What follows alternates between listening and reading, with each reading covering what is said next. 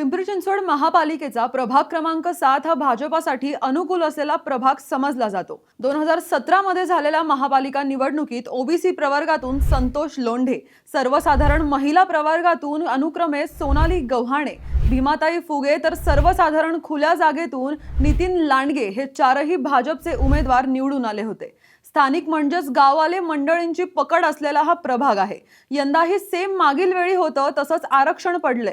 शीतलबाग, century Enka colony, Suvidha park, Apte colony, Sandvik colony, Khandoba माळ, गव्हाणे वस्ती, भोसरी गावठाण, लांडेवाडी, शांतीनगर, मनपा हॉस्पिटल आणि गाव जत्रा मैदान हा अष्टकोणी परिसर या प्रभागात येतो। येथील वैशिष्ट्य म्हणजे या प्रभागातील संतोष लोंढे व नितीन लांडगे या दोघांनाही स्थायी समिती अध्यक्षपद या सर्वोच्च पदावर काम करण्याची संधी मिळाली होती। यंदा हे दोघेही पुन्हा रिंगणात उतरलेत। नितीन लांडगे यांच्या घराण्याला तब्बल 55 वर्षाच्या राजकीय सत्तेचा वारसा व इतिहास आहे। मध्यमवर्गीय बहुभाषिक लोकांची दाट लोकवस्ती असलेला हा प्रभाग असून स्थानिक भूमिपुत्रांची येथे पकड असल्याचे चित्र आहे। मागील वेळी भाजपचे चारही उमेदवार निवडून आले असले तरी राष्ट्रवादी काँग्रेसने त्यांना जोरदार टक्कर दिली होती। अगदी थोड्या मतांनी राष्ट्रवादीचा पराभव इथे झाला होता।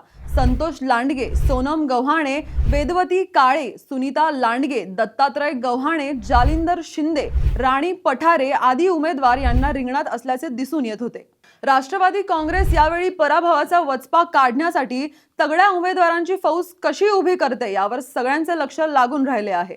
दरम्यान तुम्हाला काय वाटतं की प्रभाग क्रमांक 7 मधून यंदा कोण गुलाल उधळणार आणि कोणाला पराभवाचा सामना करावा लागणार?